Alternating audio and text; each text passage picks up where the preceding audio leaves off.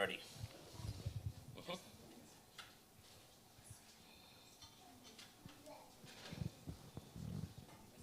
Yes.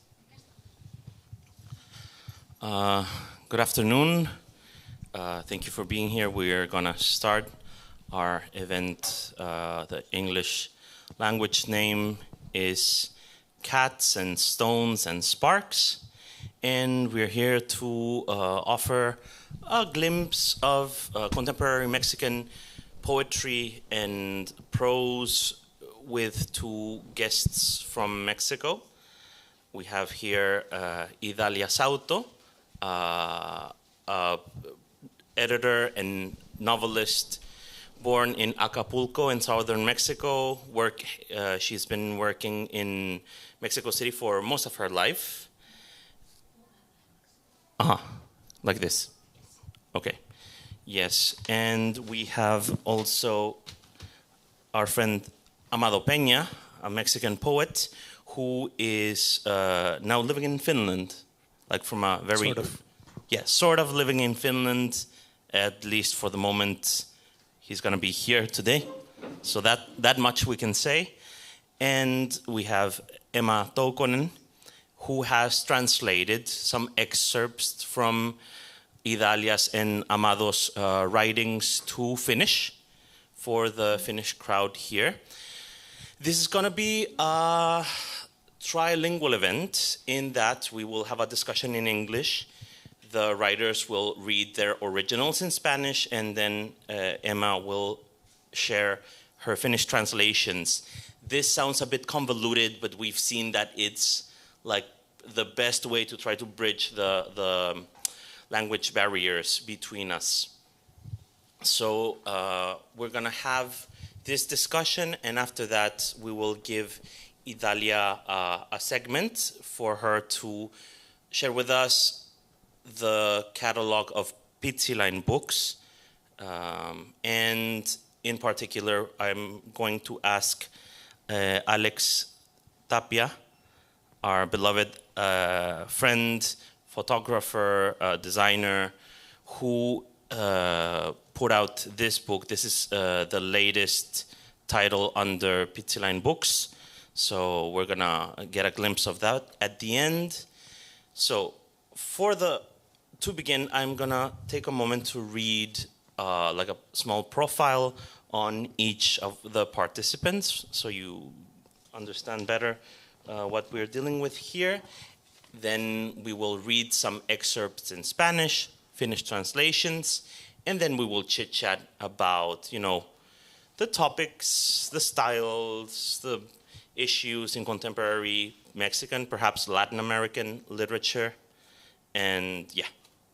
So we'll start with Idalia. Idalia Sautto, born in 1984, is Pitsilain Books editor-in-chief and manager at the printing house Sonido Berenice in Mexico City. She has published children's and youth literature. Sautto has been awarded grants from the Mexican Art Fund, called in Spanish El Fonca, and the Jumex Foundation. Though trained as an art historian and a writer, she currently feels more comfortable editing and printing books without worrying about labels. And you can follow Pitsilain Books with the handle @PitsilainBooks. That's Instagram, right? Yes. And then Idalia's own handle on Instagram @Idalia Sautto.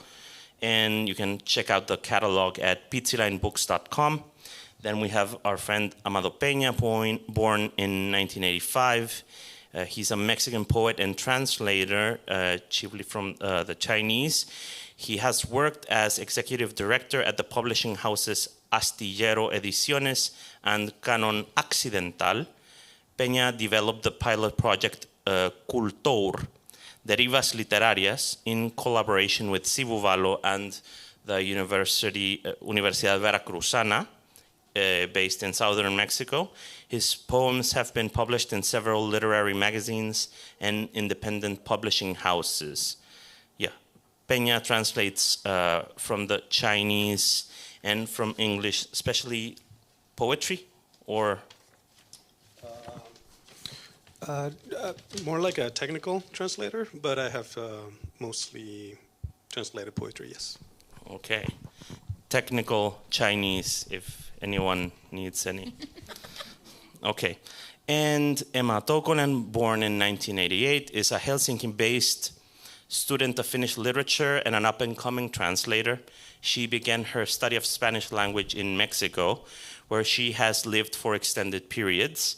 Toukonen has translated excerpts from Leonardo Teja's novel Esta Noche, El Gran Terremoto. Leonardo Teja was slated to visit Finland in 2020, and then we ended up having the festival online, but that is something for the future.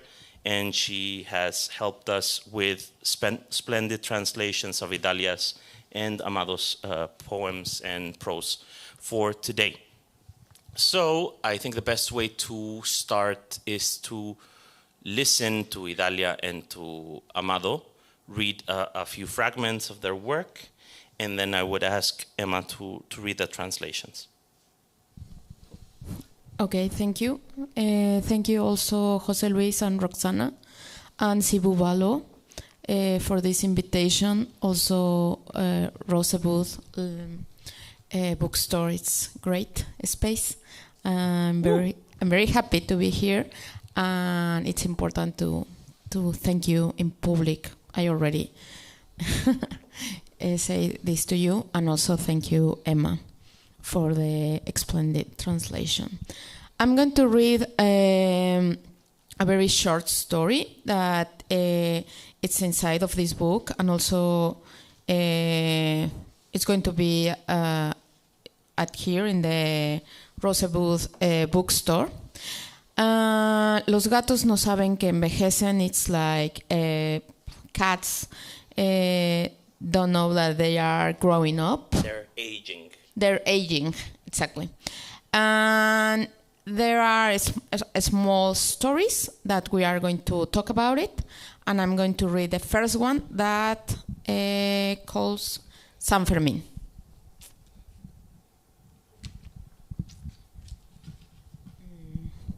San Fermín. Mi gato Fermín cumple 2 años con nosotros. Es un gatito blanco que no creció mucho. Es significativamente más pequeño que Pantro. Sus piernas son cortitas y su pelaje es largo. Al caminar pareciera que tiene pantalones bombachos. Su nariz es color rosa. Tiene las fosas nasales grandes y eso hace que siempre tenga mocos pegados a la nariz. Cuando lo veo sucio, limpio su carita con un Kleenex y un poco de agua tibia. Tiene bigotes largos y blancos. La barbilla está sumida, así que cuando cierra la boca los colmillos delanteros quedan volando. El gato más bonito de la tabacalera tiene el peor defecto del mundo. Fermín se la pasa mordisqueando las agujetas de los zapatos o las barbas de la alfombra, telas que tengan una textura agradable y que puede ingerir. Las devora y al rato está vomitando.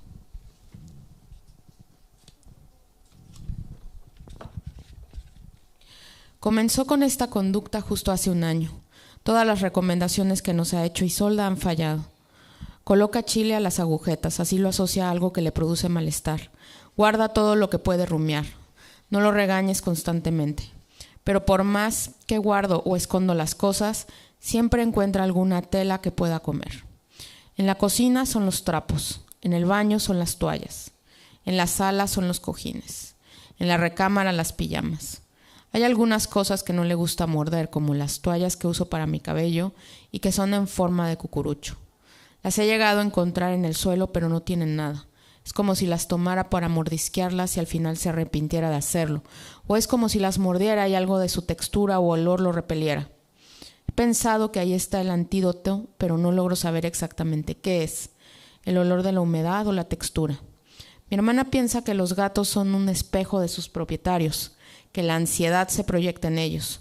Nunca había tenido un gatito con un problema de conducta de esta naturaleza, así que no puedo dejar de verlo como un síntoma mío, no tanto de Fermín. Si dejo de tener ansiedad, ¿mi gato dejará de comértelas? Imagino que una cita con el etólogo es similar a una cita con un terapeuta, solo que el propietario del gatito toma terapia a través de los síntomas del gato. No sé qué pasará ahora que me vaya de vacaciones. Quizá mejore. Si yo soy el problema de Fermín, ¿qué sigue? Thank you.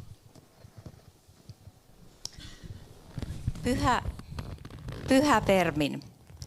Kissani Fermin on asunut kanssamme nyt 2 vuotta. Se on pieni valkoinen kissa, joka on jäänyt pienikasvuiseksi, merkittävästi pienemmäksi kuin pantro. Sillä on lyhyet jalat ja pitkä karva. Kävellessään se näyttää siltä, kuin sillä olisi löysät pussihousut jalassa. Sen nenä on punainen ja sillä on isot siiraimet, mistä johtuen sen nenä on aina räässä. Kun huomaan sen naaman olevan likainen, puhdistan sen nenäliinalla ja lämpimällä tilkalla vettä. Sillä on pitkät ja valkoiset viikset. Alaleuka vetäytyy taakse niin, että kun se sulkee suunsa, saalistajan kulmahampaat jäävät ilmaan törröttämään. Tapakaleran kauneimmalla kissalla on maailman pahin vika. Ferminillä on tapana pureskella kengännauhoja tai matonhapsuja. Kankaat, jotka tuntuvat miellyttäviltä ja syötäviltä, se ahmii ja on kohta oksentamassa ne ulos. Näin se alkoi käyttäytyä tarkalleen vuosi sitten. Kaikki Isoldalta saadut ohjeet ovat osoittautuneet hyödyttömiksi. Laita chiliä kengännauhoihin, niin se yhdistää sen johonkin, joka aiheuttaa huonovointisuutta. Laita pois talteen kaikki, jota se voi pureskella.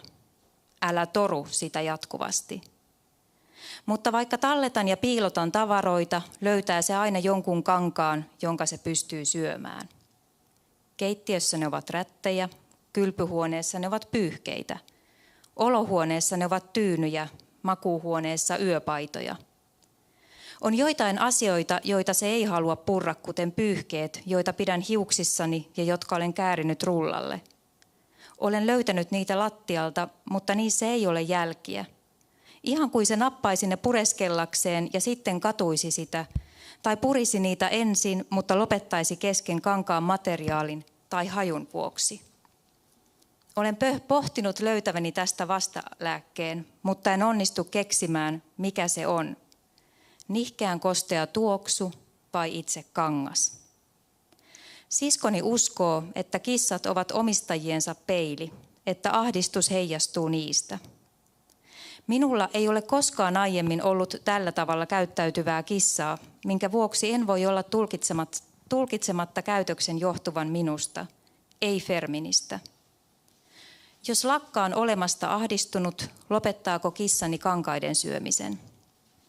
Kuvittelen, että etologin tapaaminen on samankaltainen kuin tapaaminen terapeutin kanssa vain sillä erotuksella, että kissan omistaja hakeutuu terapiaan kissan oireiden vuoksi.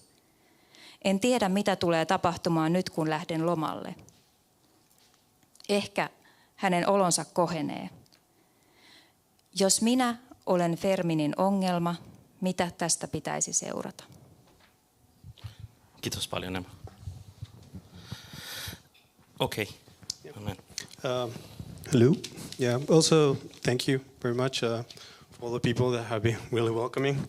I don't think if it weren't for you guys, I would have kept going and trying to stay in this land, which has been challenging, to say the least. Also to Sivuvalo, you have been like doing this paramount work. It's been really great. I've been following your events closely. And I think you're doing great work. And also, thank you, Emma, for the translations. I hope in the future I can learn Finnish and share the authorship and of your words. So yeah, I'm gonna read a poem. It's called Weekends. Fines de semana. Not in silence, but restraint. Marianne Moore. Visitamos los museos durante los fines de semana o en nuestros ratos libres. El resto del tiempo nos dedicamos a observar nuestras manos repetir gestos, como cualquier objeto. Mi padre solía decir que las mejores personas nunca visitan por mucho tiempo, que se mantienen a la distancia, como el sonido de los cuerpos cayendo al agua vistos desde un aeroplano. Nos explicaba el guía que todo objeto es una falsificación, por lo que el visitante debe atender a los márgenes, es decir, a la separación entre los muros, los objetos y las palabras. Nunca la vara rompiendo la superficie del agua, solo el río.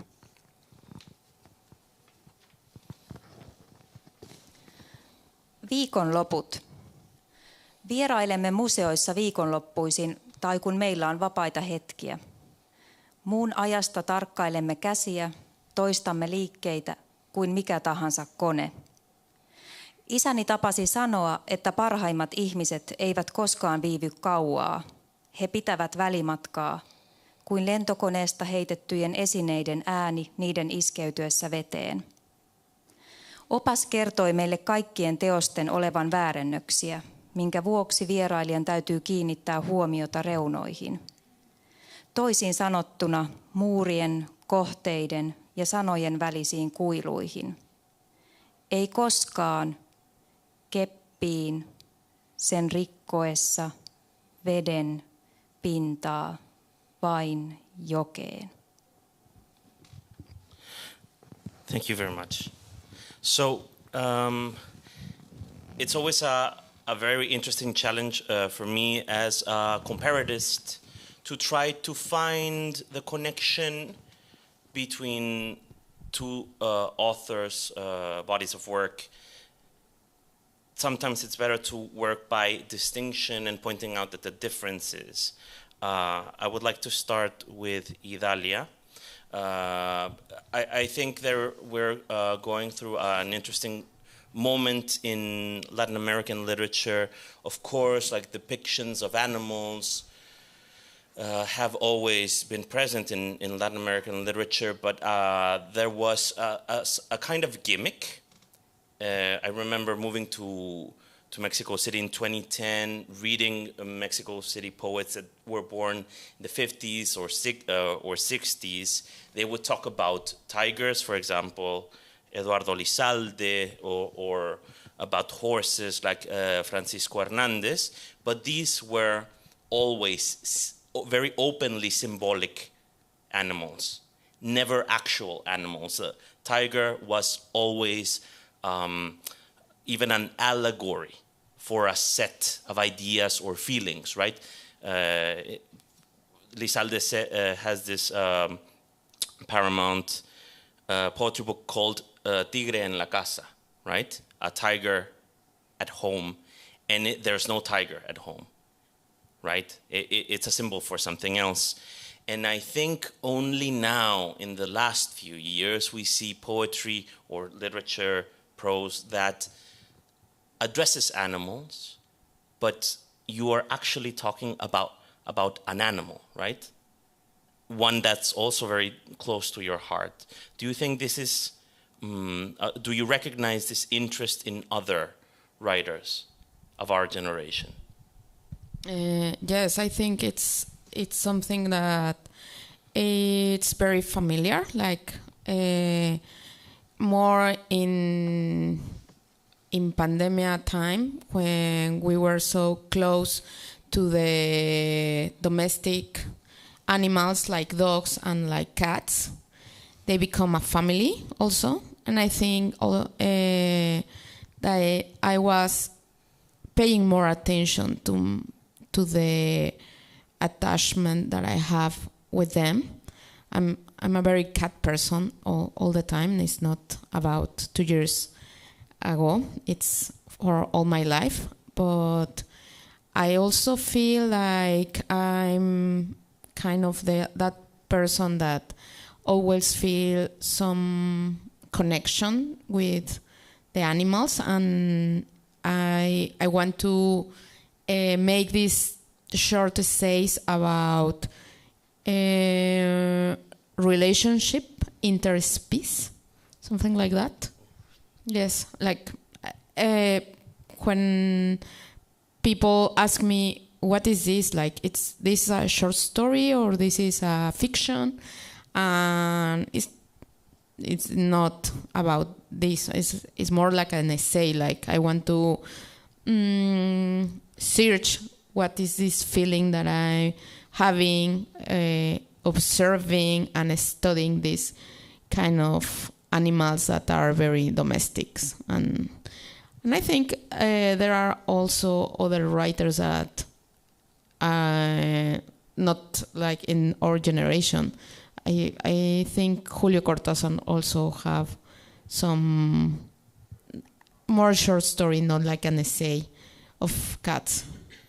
Yes, but it's you make me remember this short story of Hemingway named something like White Elephants in the Hills, or like Hills or something like that, that they don't talk about elephants. It's just a metaphor. Yeah, it's always like that, right? Uh-huh. Typically, in modernist, even early postmodern literature, you say, yeah, I have my book's name is Zebra, and it's all about, bars in Helsinki, Yeah, that's a very common procedure. Yeah. Yes.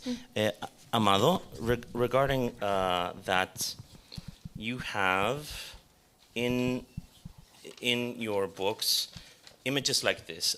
We're still on the topic of animals, right? And interspecies relations. You said, el extraño deseo de andar a cuatro patas volando junto a los demás animales del campo, which I could translate on the fly as the strange desire to go about on all fours. ¿Qué es balar? Beating. Like cowing or maybe mooing. Yeah, mooing along with the other animals in the field. The strange desire to go about on all fours, mooing along with the other animals in the field. Do you recognize yourself in this desire to transcend the human, transcend the anthropocentrism towards like a more horizontal relation between species? What is your relationship with animals? I know that you have been in touch with animals at farms as well in southern Mexico, right? Yeah, my family is 9 generations now, farmers. They came originally from, if I remember, Africa, but anyways. Yeah, I think Idalia said it right, in a way that the seek of the different intelligence, right? That coexist in a, well, in your case in particular, is in a closed set. This poem is in an open space, right? But it's also this search. I think when I was writing these poems, I was really interested in the romantic perception of nature as a reflection, right, of the inner state and whatever. But coming more into this era, and yeah, Lizalde, for example, is also a really referent in some of the poetries. How to manifest that nature without being it a representation of the inner. So it's this sickness of becoming nature, not of nature representing oneself, right? Yes. Through writing. That's why I think there's a verse also there, like doubting the ability of words to become into that nature, right? I remember one of my favorite books is from Giorgio Agamben, when he talks about the openness and the closeness, right? And puts animals in this liminal space between different intelligence, that how they live the present, but also have this sort of conscience, especially cats, right? That have developed the central, the frontal cortex, and trying to achieve a goal or well, of course, it's unobtainable, but the feeling of becoming that. Yes, because it's ultimately always like humans trying to connect with animals, trying to imagine what an animal's imagination might be like. Yes. So here in your poem, we're touching upon another subject that I think both of you have addressed in different ways, the question of museums and the aesthetic experience, right? We are going to read in a second an excerpt from Idalia's up-and-coming novel, right? And archives and museums and the history of art play a role in this novel, right? Could you tell us a bit about that? Yes, of course. It's going to be published this year, I think In 1 month, it's going to be outside in the world, and it's about like part of my life. I was studying history and then art history, so it's kind of auto-reference for my student life and how I deal with the idea to write history or books of history, something like that. And then it's a love story in there going on with 2 students and how they can write about the present moment and the question of if we can make history in the present also. Like how many years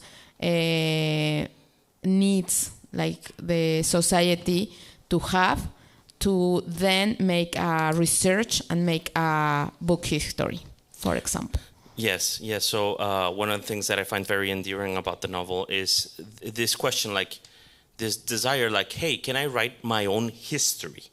We know that we can write our own story, right? But what about my history, right? Yes, yes. I think that's very interesting. And Amado, for you, I feel that always, or in many of your poems, there's like a coming and going from the natural world, right? There are many terms that pertain to nature. And then you also have the language of museology, right? Of aesthetic theory. Right. Yes? What is your relationship to museums, to curatorship? I think it comes particularly from conceptual art. Having talks with one friend from Mexico and also here in Finland, I've been talking a lot with several friends about some of the nature of the creative process, right, in the conceptual art. And for me, particularly, is the materiality of poetry, right? It's like poetry put in action in a space or an object, right? That doesn't have to have a meaning, but it's there to portray it. It can be a feeling, it can be a set of history or like a representation of community. But that act of reality and the art object is the metaphor per se, right? So in a way, I think that accessing this type of terminology, distance itself, or it's a counterpoint to the all the nature metaphors that come to there, right? And how to, like I said, like trying out languages into how to access nature itself. We were, while talking about the translations, we had these discussions about how to say cuerpo. Un cuerpo que cae desde un avión. A cuerpo, a body that falls from an airplane to the sea, to the water. What kind of body is this? Is this like a corpse? Is this an instrument? What is it, right? And I feel that you have an interest in harnessing the fuzzy nature of some words, right? You use object a lot. Ser ficticio, like a fictional being. Also, these words that are very broad, and then you go from that like cloud of possibilities, and then you go down to the river, right? Yes. I feel that because we started a bit late, and because I want the Finnish-speaking public to enjoy Emma's translations, perhaps we could go to the third round. Yes. Yes? What do you think? Perfect, yes. Yes? To the Largo Aliento reading. Yes, okay. yes. That would be nice. Yeah, so Largo Aliento, Abundancia. Okay. Sure. Yes? And then Emma. Yeah, because we started late and we want to have a bit of time to chit-chat. I would just like to mention very briefly that when the library closes at 6, we're gonna go to Sivuvalo's office to continue our mingling. If you want to join us, it's not too far away. Okay? Are we ready? Yeah. Largo Aliento. Mi papá recogía colorines de Zompantle durante el verano. Recorríamos varias cuadras hacia las calles cuyo nombre comienzan con Sur 120 y dábamos vueltas a la cancha de béisbol. La empresa era ardua. A veces me subía en sus hombros y tiraba las pencas de donde salían los frijolitos rojos. Tendría unos 7 u 8 años porque mi hermana iba en su carrito. Al llegar los limpiábamos y poníamos en unas tazas. Buscar, recoger y recolectar colorines era un proyecto a largo plazo. En su mente, algún día tendríamos una casa en Acapulco y ahí mandaría hacer una cortina con todos esos frijolitos. El proyecto de que la familia completa se mudara a vivir a Acapulco fue una fantasía intermitente.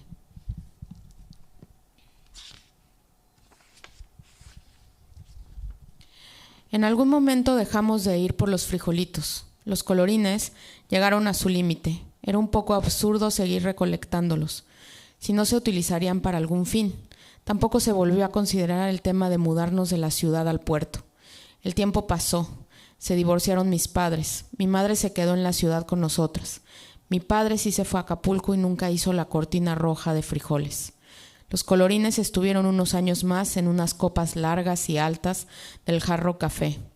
Luego no sé si desaparecieron o si mi padre un día decidió llevárselas. ¿A dónde se van esos objetos que alguna vez fueron una fuente de deseo y de proyección a un futuro y luego simplemente son una basura en el camino? Si existe algún comienzo para planes a largo plazo, creo que el primero que tuve en mi vida fue el de los colorines. Fue un proyecto compartido y el primero en nunca llegar a término. No recuerdo haber sentido frustración. Me llamaba mucho ver los colorines en una de las repisas del trinchador.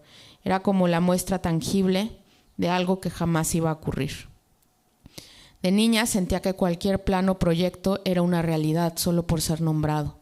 Ver los colorines era hacer conciencia de que no es suficiente con imaginar. Hay que hacer muchas cosas después para que se lleven a cabo. Pero siento que el más importante proviene del deseo, de realmente sentir que está vivo con tan solo escribirlo en una nota de mi libreta. A veces pienso que edito libros solo para seguir imaginando proyectos que sí llegan a su fin, que sí verán la luz.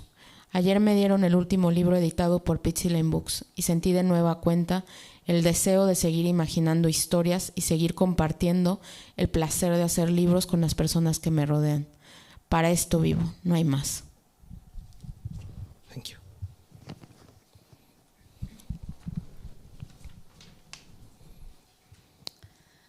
Pitkäjänteinen projekti. Isäni keräsi kukonkorallipuiden sadon kesäisin. Kuljimme useiden kortteleiden läpi kohti katuja, joiden nimet alkoivat numeroilla Etelä 120, kunnes saavuimme pesäpallokentälle, jonka ympärillä kukonkorallipuut kasvoivat. Tehtävä oli vaivalloinen. Välillä isäni nosti minut olkapäillensä ja heitti maahan palot, joiden sisällä oli punaisia papuja. Minun on täytynyt olla noin 7 tai 8 vuoden ikäinen, koska siskoni oli vielä vaunuissa. Kun palasimme kotiin, pesimme pavut ja laitoimme ne astioihin. Kukonkorallipuiden etsiminen ja palkojen kerääminen oli työ, joka vaati aikaa. Isäni haaveena oli omistaa jonain päivänä talo Acapulcosta, jonne hän teettäisi verhot kaikista keräämistämme pavuista. Koko perheen muutto Acapulcoon oli unelma, josta silloin tällöin puhuimme.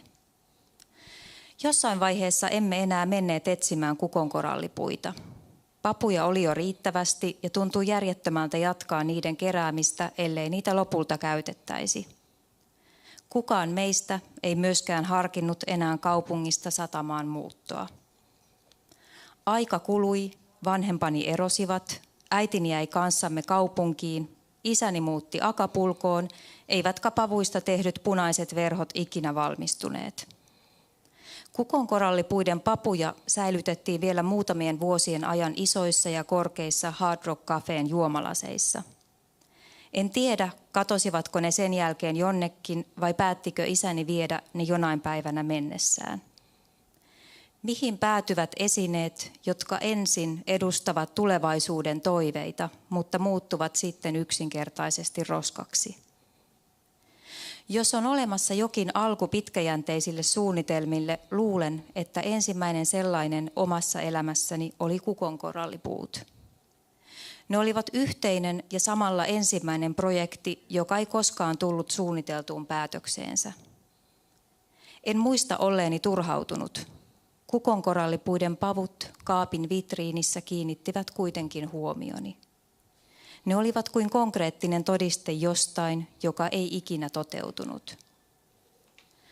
Lapsena ajattelin, että jokainen suunnitelma tai projekti ääneen sanottaessa muuttuu todeksi. Papujen näkeminen vitriinissä sai minut kuitenkin ymmärtämään, ettei haaveilu riitä, vaan tämän lisäksi on tehtävä vielä monia asioita, jotta projektit todella toteutuisivat. Koen silti, että kaikista tärkeintä on halu pitää suunnitelma elossa. Joskus ajattelen, että toimitan kirjoja vain voidakseni kuvitella projektien valmistuvan. Eilen sain viimeisimmän Pitsilleen Booksin toimittaman kirjan itselleni. Tunsin uudestaan palon jatkaa tarinoiden kuvittelemista sekä halun jakaa kirjojen tekemisen tuottamaa mielihyvää ympärilläni olevien ihmisten kanssa. Tästä elän, siinä kaikki. Kiitos paljon, Emma.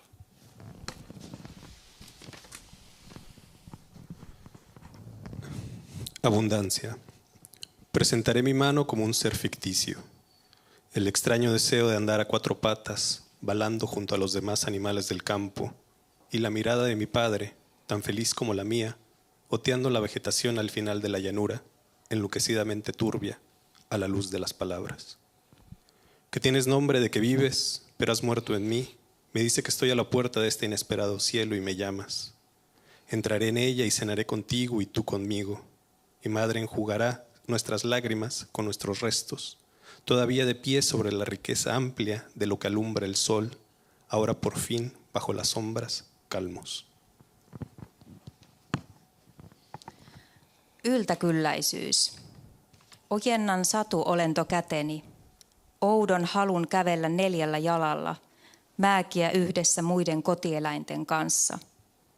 Ja isäni katseen, yhtä onnellisen kuin omani, silmäillessä vehreyttä tasangon reunalla, järjettömän kolkkona, sanojen valossa. Että sinulla on kuolevaisen nimi, minussa kuollut. Hän sanoo minulle, että olen tällä yllättävällä taivaan portilla ja kutsut minua. Menen sisään ja illastan kanssasi ja sinä minun. Ja äitisi pyyhkisi kyyneleemme jäänteillämme. Vielä pystyssä runsaasta rikkaudesta, jota aurinko valaisee. Nyt vihdoin varjojen alla äänettöminä.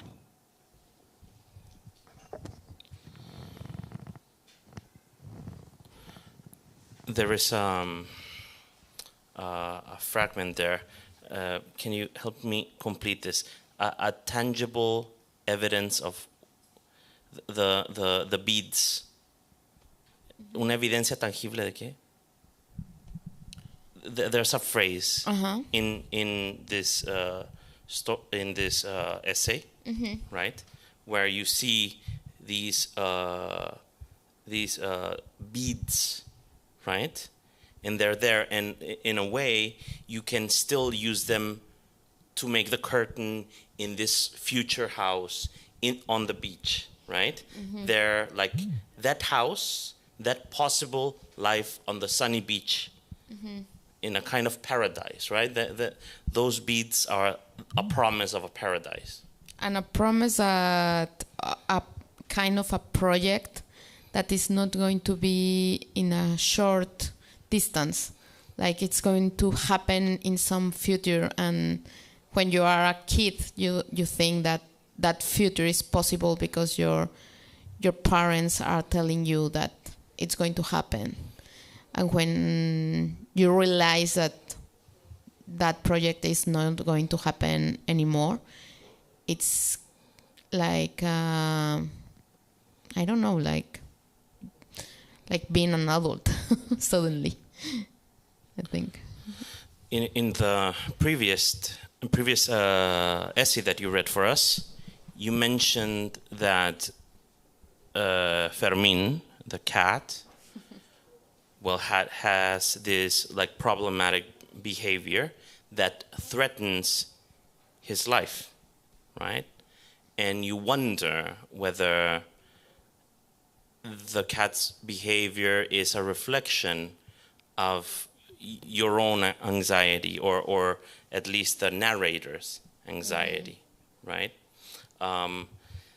What role does literature play in your construction of yourself? Is literature, would you compare it more to a game or to therapy or to religion?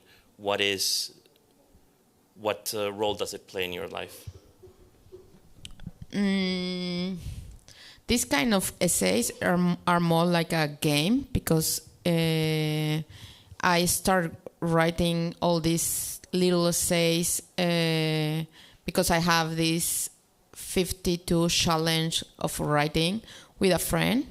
Can we stop there? Can you elaborate a bit more? What is that challenge? Yes, it was like a New Year's challenge. Like, well, everybody made some challenge when it's New Year's Eve. Like, I'm going to go to the gym. It's like something that happens a lot. So 5 years ago, in 2018,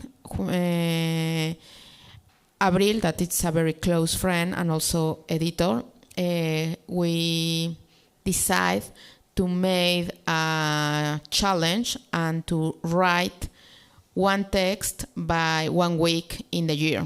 The year has 22 weeks, and we... 52.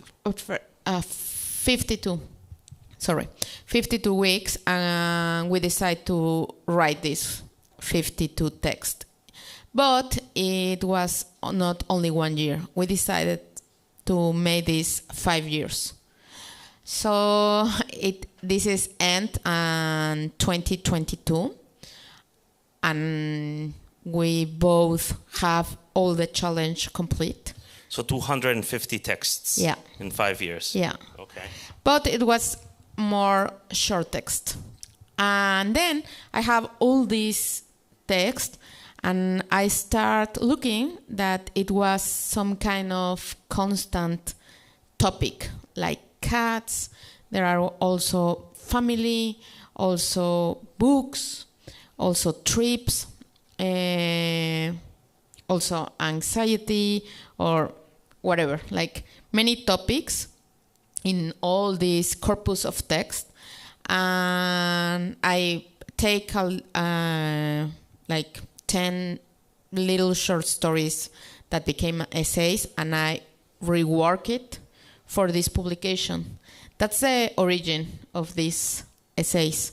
So I have many there to work. And it was interesting to feeling that I have a lot of topics, but I have some obsessions also in there. And what's literature for me, I think it's more like a game, like a challenge. It's something more like a resistance. When you say that, like making one text for a week, it's something more like it's not going to be perfect, but I'm going to write it. So it's more like an exercise, like a work in progress. Mm-hmm. Yes, this is something that I think I've learned from you and with your example, because as you can see, I take a lot of time to finish the poems, and I want them to be perfect.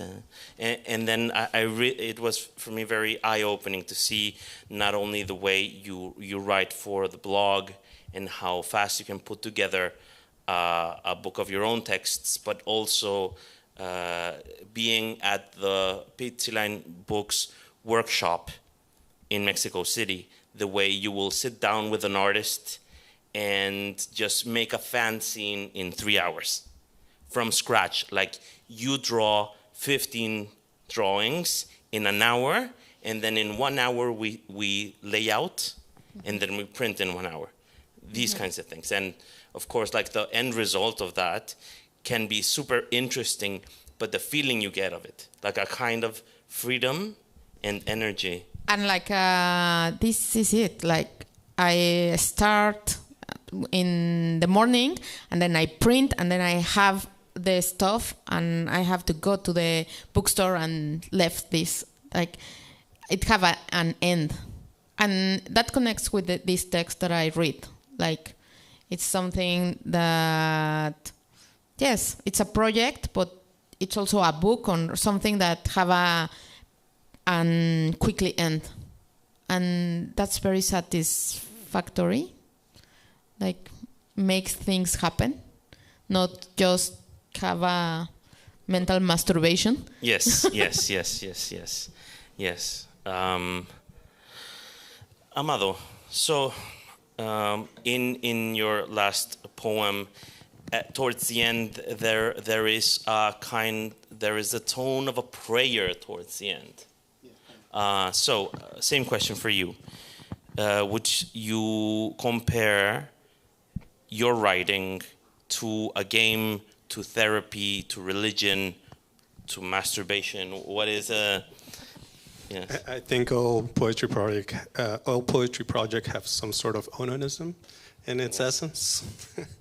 But I mean, I think, well, these poems in particular, it's kind of funny. We were doing that kind of with José Roberto Pulido, the poet José Roberto Pulido. We were doing like a poem a day. It was also came from our year's resolution, but it only lasted a month. So With our Pulido? With our Pulido. Oh. Yes. But it only lasted a month. Like it was just like. But it was one poem a day. One poem a day. So it was. That's quite intense. It was unstable. I mean, at the end, there was some really interesting results, but like some of the poems were like 2 verses and whatever. But we tried to do that thing. So, but then again, I think like every poem for me, like as you finish it, or like the process of finishing it, comes more from the search from ideas and also the quotidianity, right? So quotidianity has this slow burn to it. So trying to match those ideas with that quotidianity, or that quotidianity that leads you towards the idea, has been like, I mean, for me, it's pretty slow, to say the least, right? Yeah. Side note, quotidianity meaning like everyday life, right? Oh yeah, right. Everyday life. Yes. Yeah. For example, in the poem, the Fines de Semana, I think at the end I was there was this. I was translating or trying to translate the first. Wait a minute. It's the first history of Chinese literature, right? It was translated into English, but it hasn't been translated to Spanish. So I was like researching and doing these things, and I came with the poetry of Lao Tse, right? So, and this has this continuity of looking at the river and whatever, and like try to engage these two kind of things with the Heraclitean. How do you say that? Yeah, this like the man that goes into rivers, never to man, whatever. But the like thought of Heraclitus, right? Yeah, right. Yes. But in a way, but it says right before the poem, like it's impossible, like nunca, never, right? Never. So the impossibility of the ideas, in a way. I don't know if that answers your question or just made it more confusing.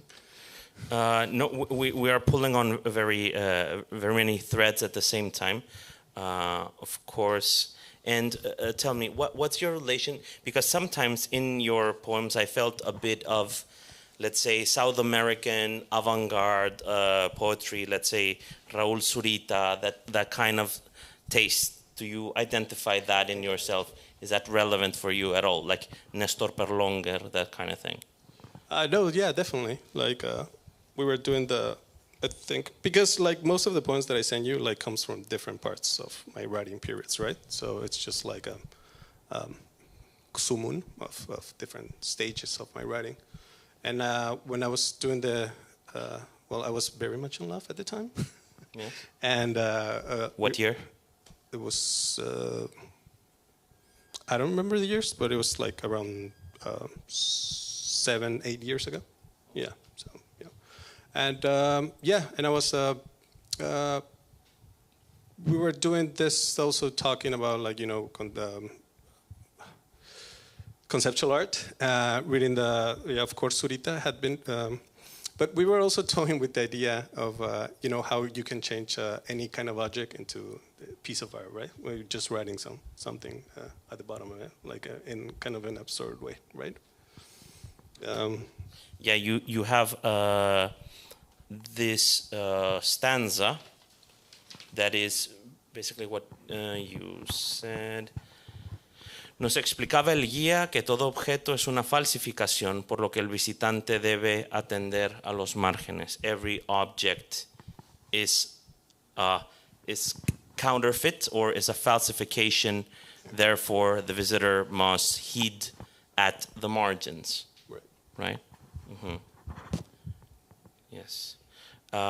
So I think we have an interesting dynamic, and I would like to throw one more ball into like the set of balls that we're juggling right now, and I would like to invite our friend Alex Tapia to join us. Emma, thank you very much. Is there anything you would like to tell us about the process of translating these books? Yes. All righty. Thank you so much, Emma.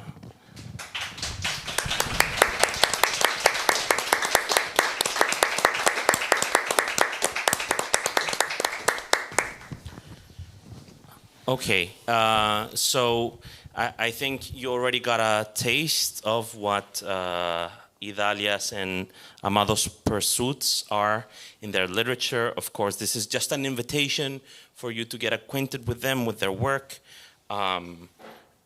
We are starting to work with Emma in translations, and we are going to eventually hone these translations so they're available on our web page. Okay, now I would like to ask Idalia. Yeah, let's take a moment. How's about we refill our glasses? Yes? Yeah, let's take a moment to refill our glasses. Like 2-minute pause, 2-minute pause. Yes. I would like to get a drink myself. Yes? Yes. Yes, we're going to take a pause. Okay.